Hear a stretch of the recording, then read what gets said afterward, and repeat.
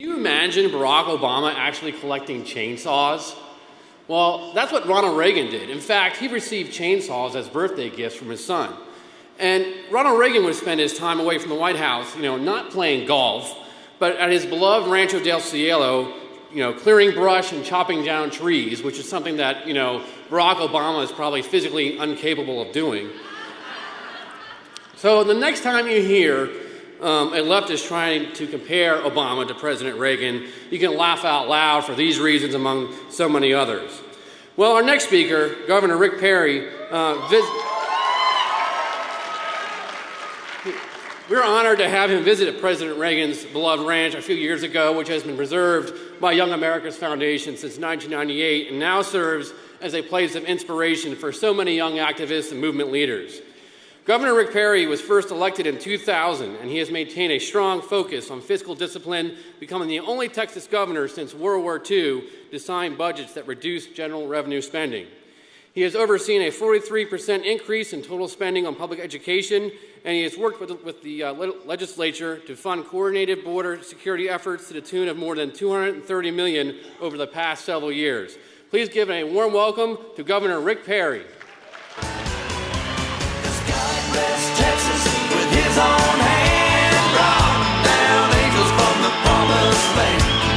Gave them a place where they could dance. If you want to see heaven, brother, here's your chance. I've been sent to spread the message. Oh, God bless Texas. Yeah.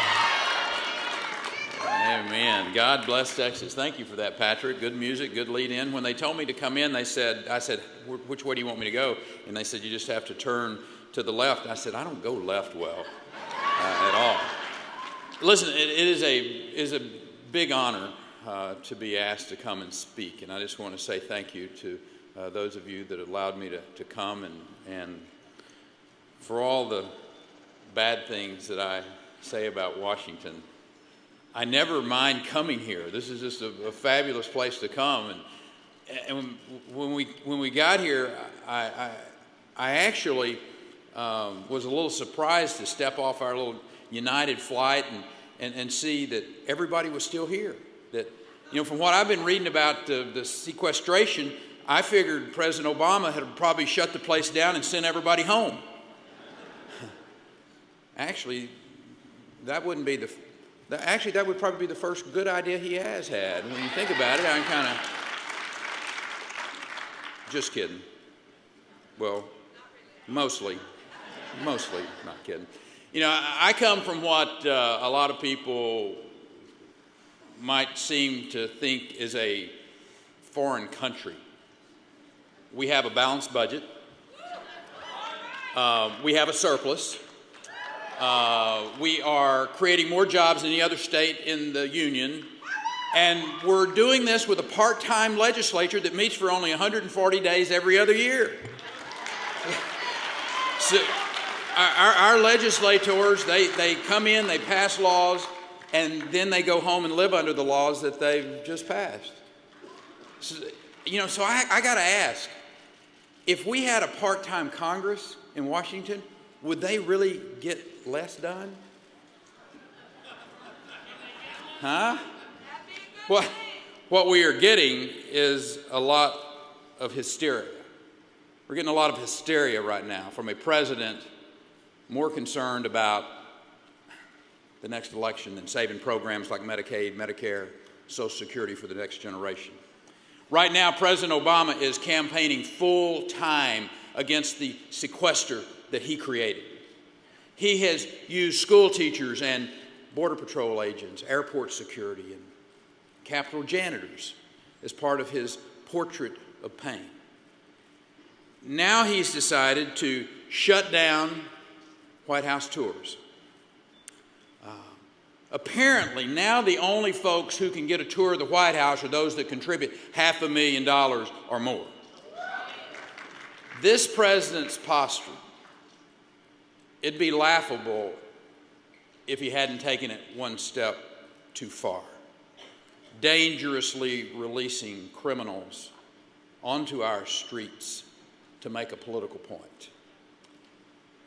When you have a federally sponsored jailbreak, and don't get confused, that's exactly what this is, a federally sponsored jailbreak. You cross the line from politics as spin to politics as a craven form of cynicism, where everything goes in order to win the next election. But here is my concern. If the president can't handle $85 billion in cuts that he suggested, how can we ever believe that he will tackle trillion-dollar deficits, unfunded entitlement obligations that amount to trillions of dollars more? Our deficit is approximately equal to our GDP. I mean, every dollar we spend, 40 cents is borrowed from some bank in a place like China.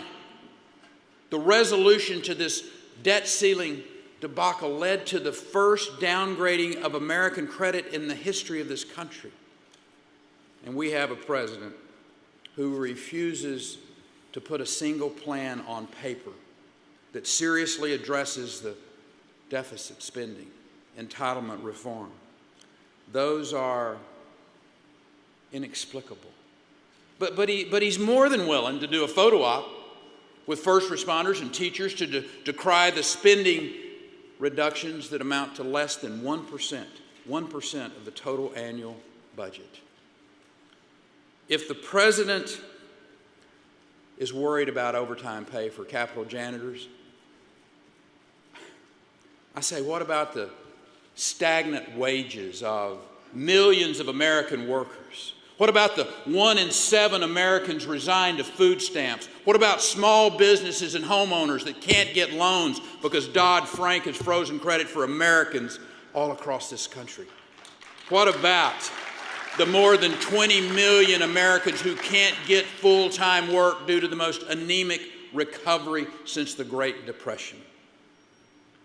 Mr. President, your plans to tax and spend our nation to prosperity will fail as spectacularly as the economics you have borrowed from John Maynard Keynes.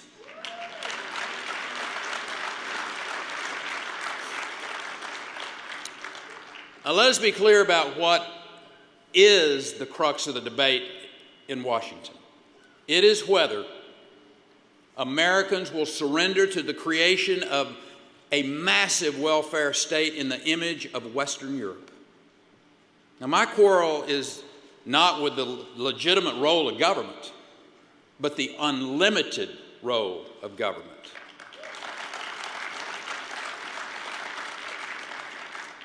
Investments in research and defense capabilities and infrastructure and border security are vital American issues and issues that Washington needs to address. But we have turned the Constitution on its head, and the federal government has inserted itself into every aspect of American society. And instead of allowing states to become laboratories of reform, Washington's central planners are co-opting the responsibilities reserved to the states and individuals under the 10th Amendment to the United States Constitution. See, a federal policy of fiscal coercion is now at the heart of the debates of Medicaid expansion proposed under Obamacare. And unfortunately, some of our friends and allies in the conservative movement have folded in the face of federal bribery and mounting pressure from special interest groups. They tell us to take the money. In the case of Texas, $4 billion, because it's free. But there is nothing free. There's nothing free that comes from Washington. Because for starters, it's our money. This is our money, or at least money that we've tacked on to the national debt either by borrowing from China or by pulling it right off the printing presses.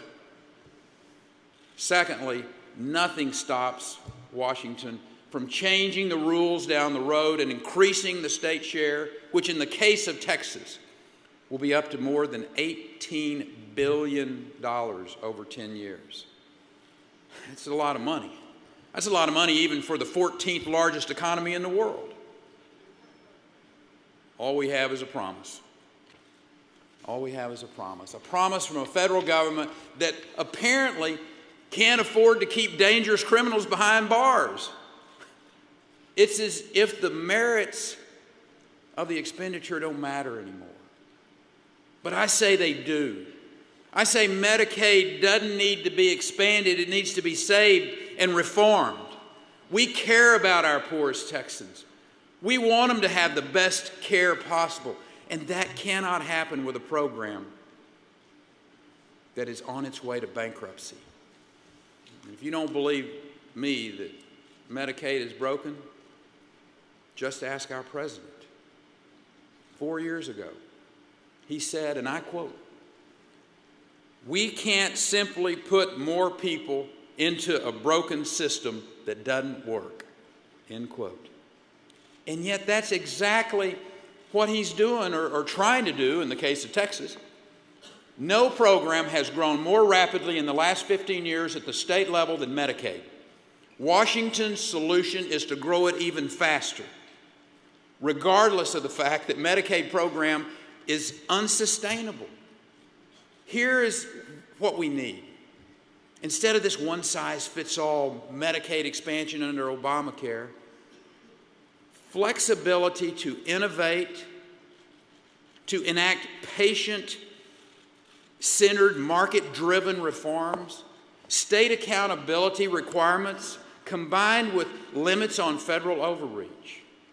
We need a Medicaid program that emphasizes personal responsibility with copays on a sliding scale, deductibles and premium payments for emergency room care, small contributions so patients take ownership over their utilization of care.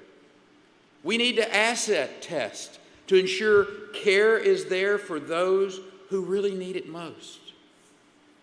We need the ability to offer Medicaid clients health savings accounts, giving patients more control over health care spending. Nothing about the Medicaid expansion should move citizens from existing private coverage and employer-sponsored coverage to the public rolls. Nothing should do that. If anything, Medicaid dollars should be used to keep people on private insurance. And the best way to help states provide health care is to allow states to design better, more efficient, more effective care using Medicaid dollars. This will allow each state to tailor the program to specifically serve the needs of those unique challenges that those states have. We know more about and care more about the physical health and economic health of our citizens than the federal government does. Give states like Texas the flexibility to actually fix Medicaid and to create more cost-efficient health care for our families, our neighbors, for our health care providers. You know, absent those changes and needed flexibility, the Medicaid expansion amounts to one large incremental step towards single-payer socialized medicine. That's where we're headed. And I, for one, will not accept that as long as I am the governor of the state of Texas.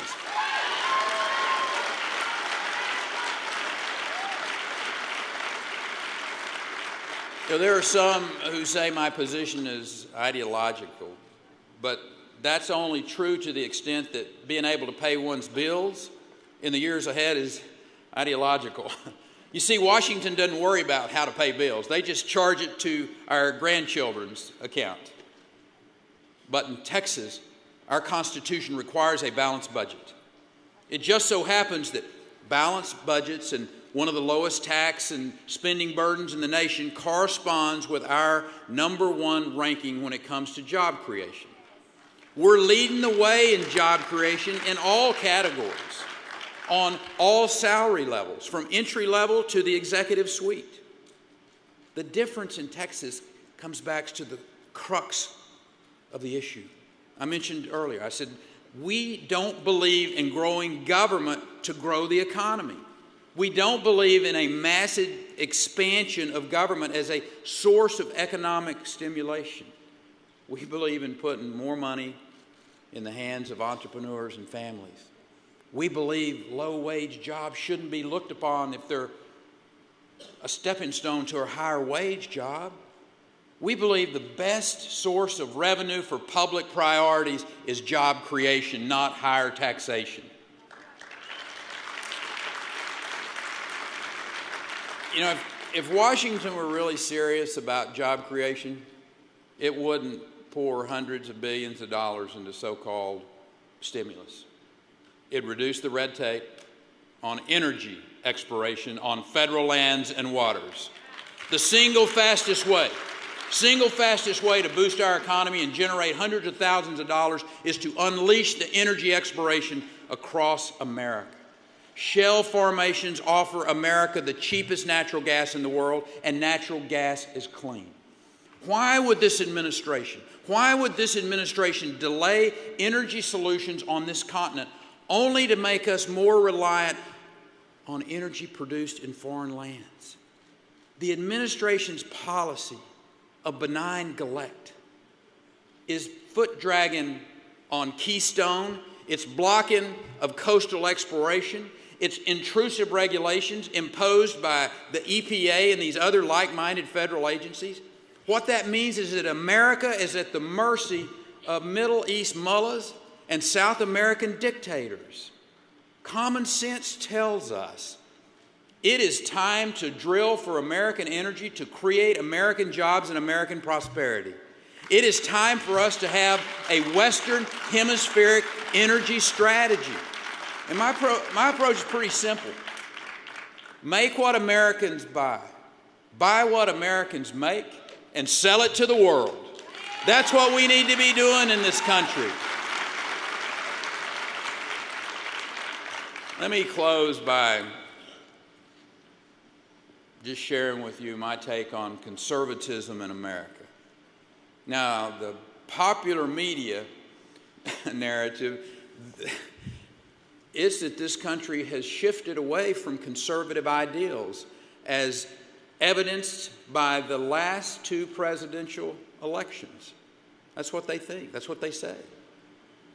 That might be true if Republicans had actually nominated conservative candidates in 2008 and 2012. Might be true. But now we're told our party must shift appeal to the growing Hispanic demographic. Let me say something about what appeals to Hispanics in states like Texas. It is the free enterprise agenda that allows small businesses to prosper, free of government interference.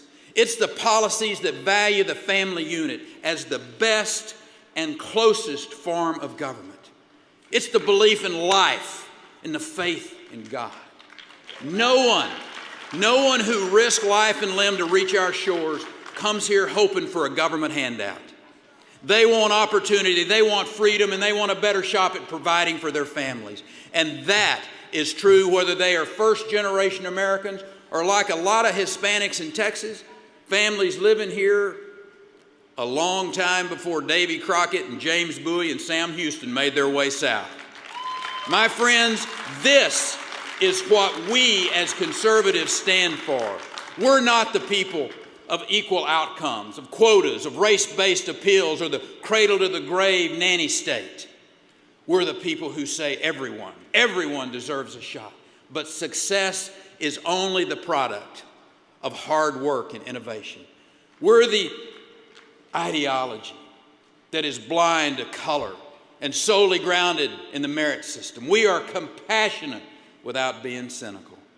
Government can be a tool to self-improvement and self-empowerment, not self-entrapment. These ideals are as old as America, and they will live on as the prevailing sentiment long after we're gone, because they're what make America unique. we will never bend to the social and economic agenda of Western Europe. Yes, it's an interesting place to vacation, but it is a sorry example of governance. We will continue to pursue a uniquely American vision, steeped in liberty, personal responsibility, and individuality. God bless you, and through you may God continue to bless this great country that we live in. Thank you. God bless